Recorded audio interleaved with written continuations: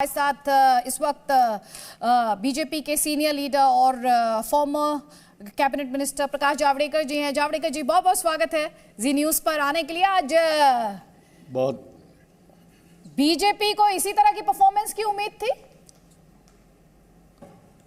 हाँ, बिल्कुल। देश के प्रधानमंत्री नरेंद्र मोदी जी ने भारत के राजनीति में मुख्य बदलाव किया है। जाति आधारित और जाति केंद्रित राजनीति नहीं, विकास केंद्रित राजनीति होगी और चलेगी, ये सिद्ध कर दिया। तो सुशासन, लास्ट माइल डिलीवरी, महिलाओं की सुरक्षा, भ्रष्टाचार मुक्त शासन, ये सब लोग चाहते हैं, विकास चाहते हैं। तो not caste but development will be the new yardstick for Indian voters, and that is what UP and others have stated very clearly. दूसरा मुद्दा है, हम 4 राज्यों में सरकार में थे, हमारे खिलाफ एंटी इनकम्बेंसी नहीं है, लेकिन कांग्रेस एक राज्य में थी, उसके खिलाफ एंटी इनकम्बेंसी दिखाई दी। तो इसका मतलब हमारे सरकार के तरीके को, कार्यक्रमों को, देश प्रथम पॉलिसी को लोग स्वीकार कर रहे हैं, मान्यता दे रहे हैं। तीसरी बड़ी चीज है कि अब कांग्रेस साफ हो गया। कहां बचे? राजस्थान और छत्तीसगढ़ 2 ही राज्य उनके बचे, बाकी 3 राज्यों में वो जूनियर पार्टनर्स है कोalition में, तो है नहीं कहीं।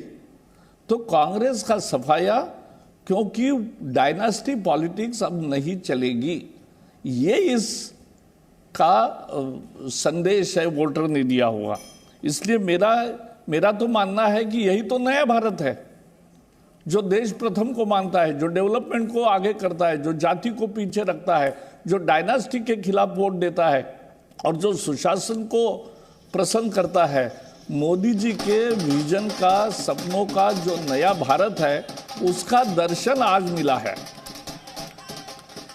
तो आपने कहा कि कांग्रेस की सफाई की आपने बात की, लेकिन आपके लिए तो एक बड़ी चुनौती आम आदमी पार्टी है। दिल्ली से उन्होंने आपकी पार्टी का सफाया किया था, पंजाब में देखिए आम आदमी पार्टी ने झाड़ू लगा दिया कांग्रेस, शिरोमणि अकाली दल, सबके मंसूबों पर। वो अपने आप में एक बड़ा चैलेंज आपके लिए है। ऐसा है, आज तो चुनाव के नतीजे हैं। मैं पंजाब के पॉलिटिक्स पर बहुत, मेरा स्वतंत्र चिंतन भी है और वास्तविकता भी है, उसका विश्लेषण जब होगा तब वो करेंगे। आज जो चुनाव के नतीजे हैं उसी का जिक्र करना ठीक है, और इसलिए लोग डायनास्टी को, कुशासन को, भ्रष्टाचार को नकार रहे हैं। अगर अच्छा काम करोगे तो दोबारा चांस दे रहे हैं, यह आज के नतीजे का मतलब है। और ये मोदी जी ने जो सुशासन, सबका साथ सबका विकास, ये जो नारा दिया, इसी के ये जीत है।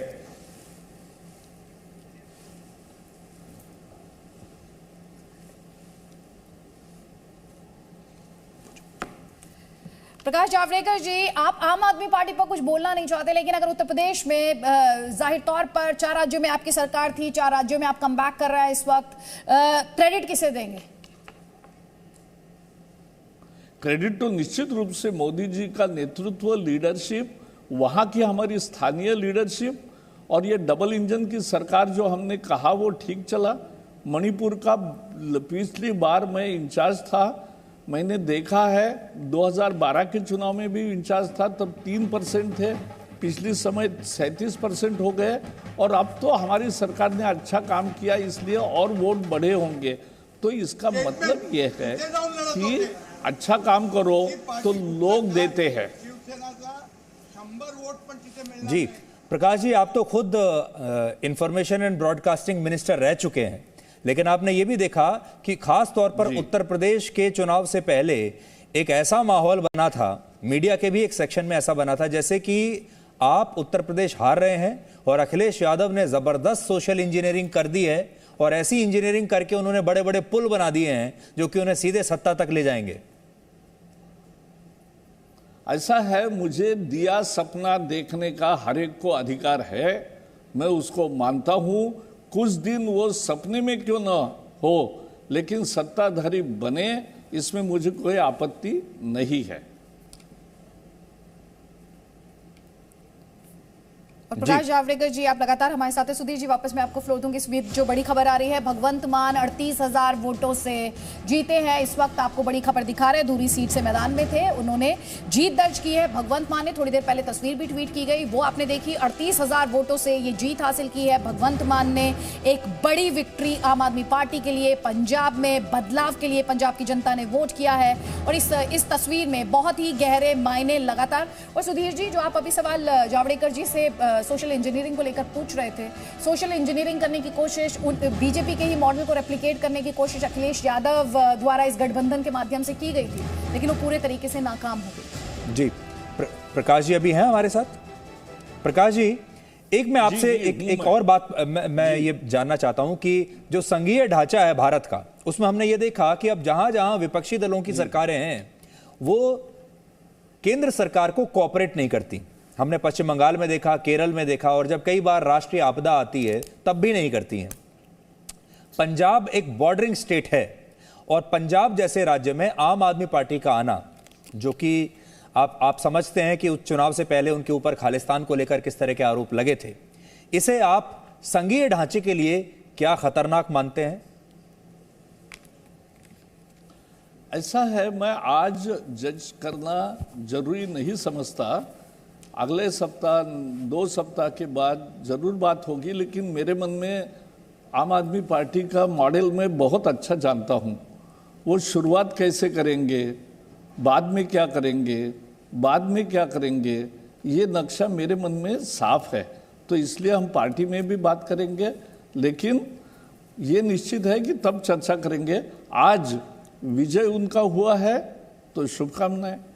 चलिए, आज बीजेपी के बारे में ही आपसे बात करते हैं। क्या अब ये मानते हैं आप कि योगी आदित्यनाथ जो हैं वो बीजेपी के प्रधानमंत्री मोदी के बाद और अमित शाह के बाद तीसरे नंबर के सबसे बड़ा चेहरा वो बन गए हैं और उनमें आप एक भविष्य का बहुत बड़ा नेता देख सकते हैं? आप समझ लीजिए, ऐसा है, योगी आदित्यनाथ पहले से ही 19 साल से सांसद है, लोकप्रिय है, और अभी 5 साल जिस तरह से उन्होंने कानून सुव्यवस्था कायम की, ये उनकी सबसे बड़ी सफलता है।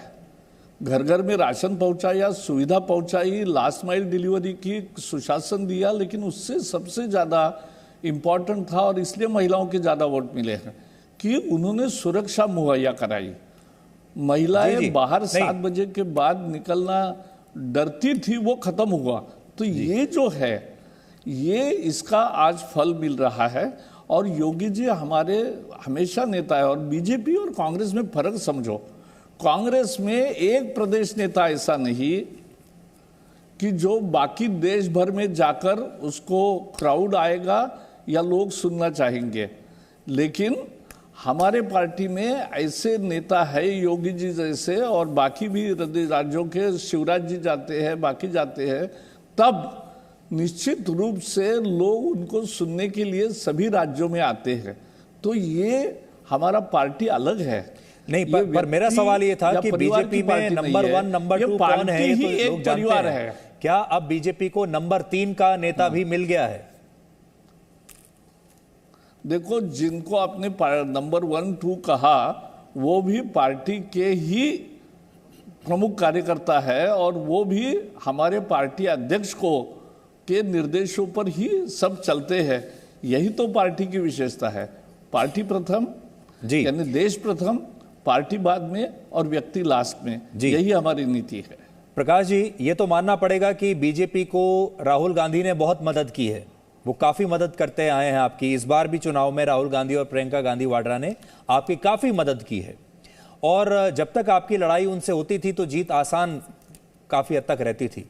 लेकिन आम आदमी पार्टी के पंजाब में आने से अब थोड़ा सा आपके लिए मैच टफ हो जाएगा। मैं ऐसा इतना तुरंत उसका, जैसे कोई देश भर में पार्टी फैल गई, ऐसा तो मैं मानता नहीं। और जब हमारे कांग्रेस पर लोगों की नाराजगी थी, इसलिए आम आदमी पार्टी को मौका मिला पंजाब में।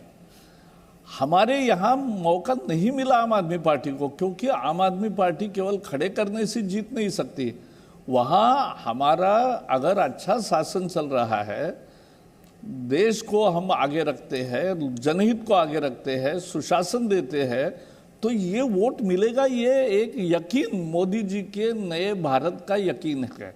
और यही तो सपनों का नया भारत है, जहां वोटर अपना राय वोट के द्वारा प्रकट करेगा।